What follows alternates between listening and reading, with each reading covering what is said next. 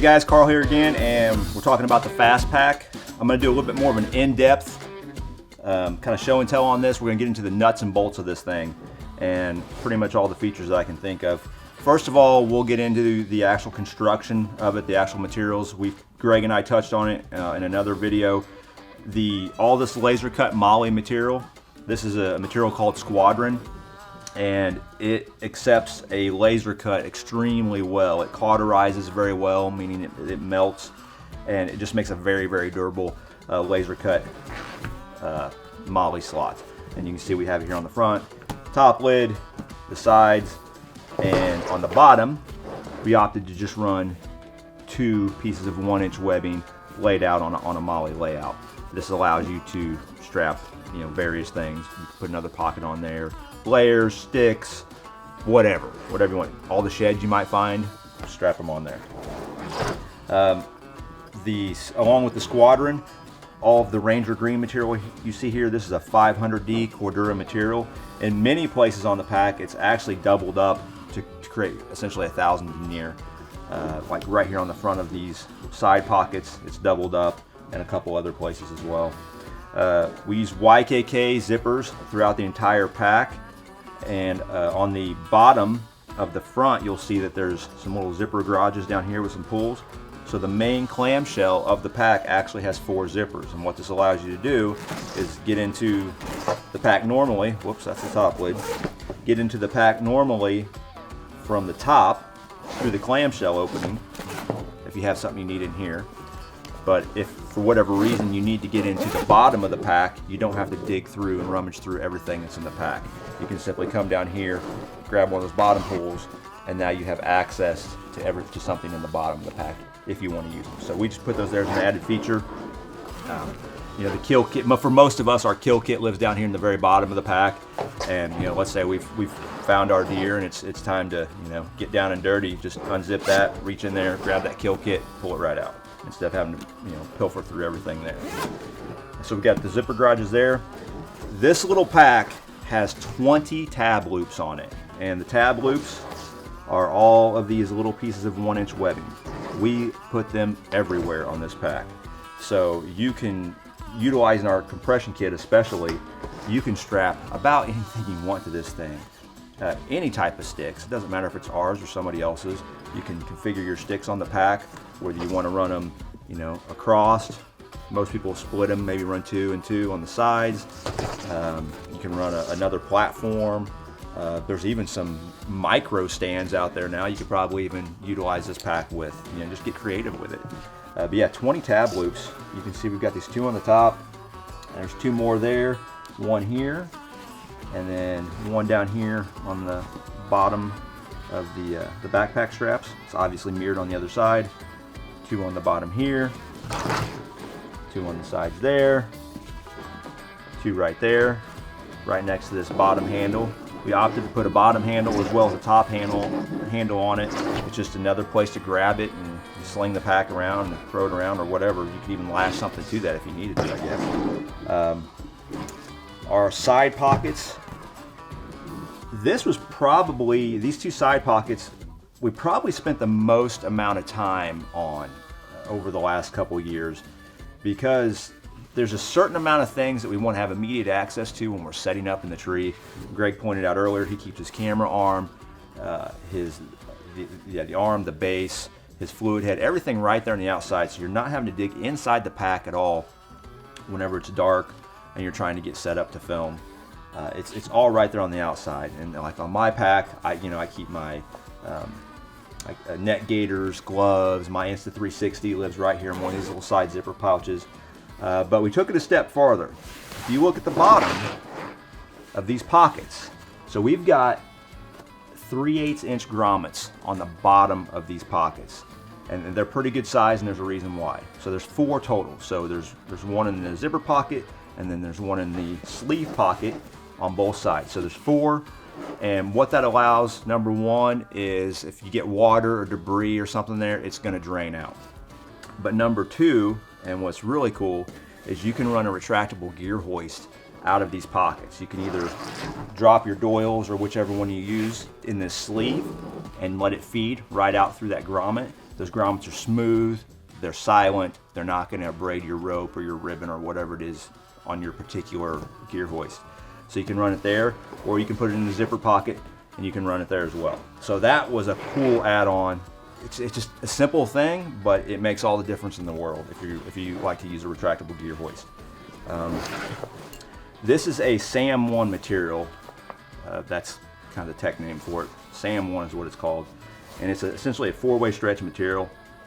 And again, referring to Greg's overloaded pack, you saw he had his camera arm base in there, but it has a gusset, 2 gussets in the bottom of that, which allows it to have more volume as well. Nice leather patch there, and there's a little surprise underneath that. I'm not even going to show it to you, but you'll have to find out. But there's a little surprise under that for everyone. So we've got nice ergonomic shoulder straps there.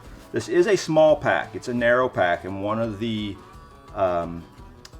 little minor hurdles that we had to overcome was because it is so narrow, we had to get enough flare on our shoulder straps, especially for the bigger guys that got necks like a bull. So what we did is we put initially we had these sewn straight, and for most people, smaller people, average size people, they work, but for some of the bigger guys, getting a little bit of rub on the neck, so we put a 16-degree pitch on these, and that changed it completely.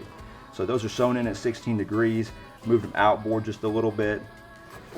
Again, we have the SAM1 stretch material here on the back. Got a nice closed cell foam on the inside.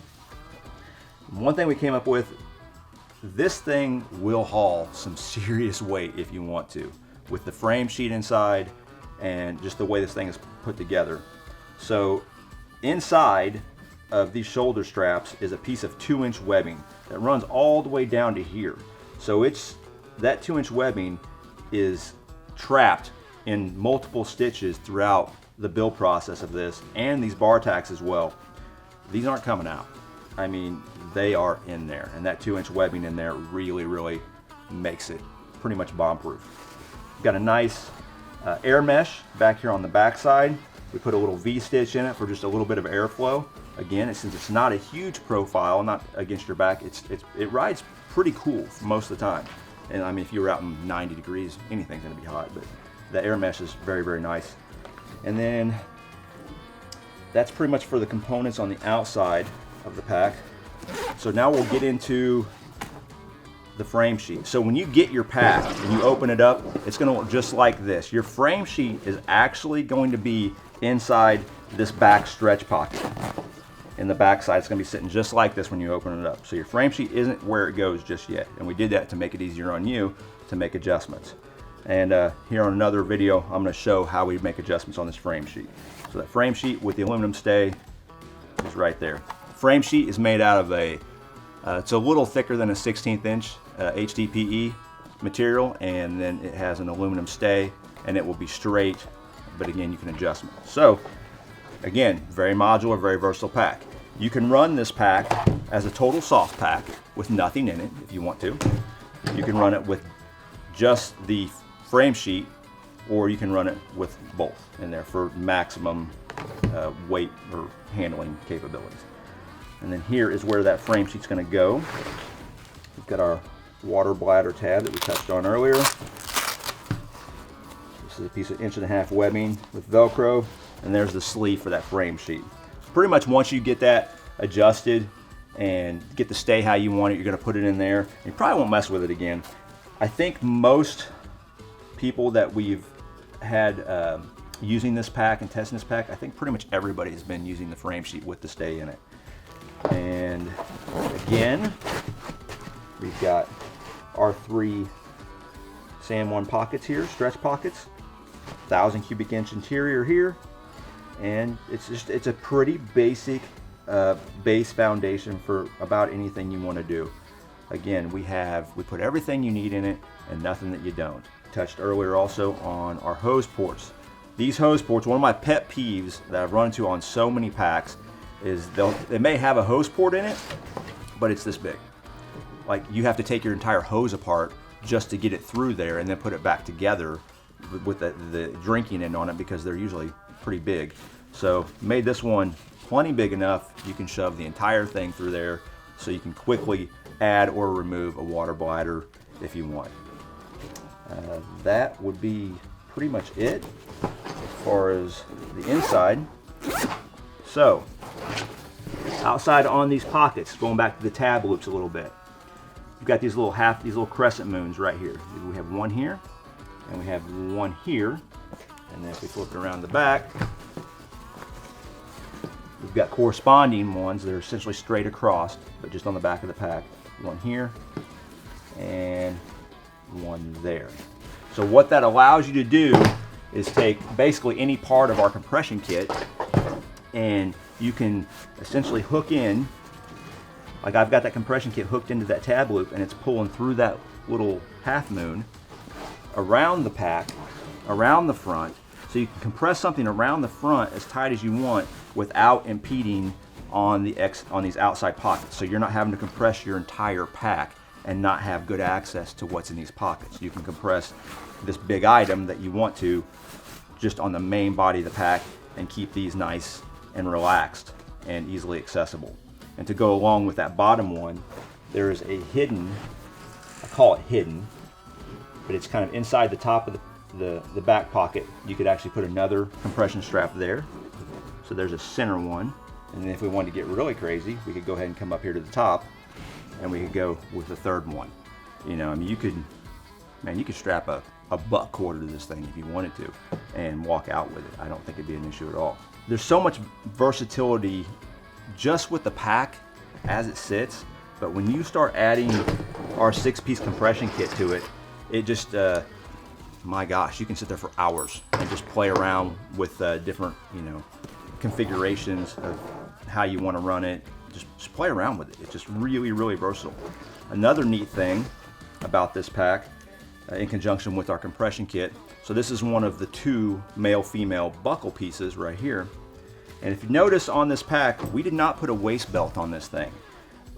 We wanted it, again, it was built for saddle hunting. We wanted high speed, low drag, and we just didn't feel the need to have a waist belt on this thing, especially with what we were able to accomplish on these outside pockets.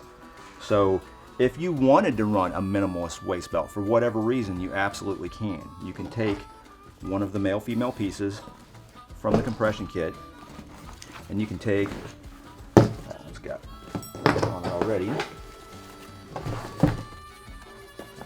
You can take one of the tab loops down here by the backpack strap, and you're just going to give it a little pinch. You're going to pinch the 2 pieces together, and you're going to slip the aluminum piece right through there, give it a little shake. So that side's on. Put the other side on. So now we've created a minimalist waist belt for the pack if you want to run it that way. Again, just one of the many little nuances that we threw into this pack. Make sure you check out all of the other videos regarding this pack. We've kind of touched on some things 2 or 3 times throughout the videos, and I may have talked about something else in another video that I didn't touch on here. So there's a lot of good info in all of the videos, and make sure you check out the frame sheet adjustment video, because that is going to be very, very key for having a super, super comfortable ride on your pack.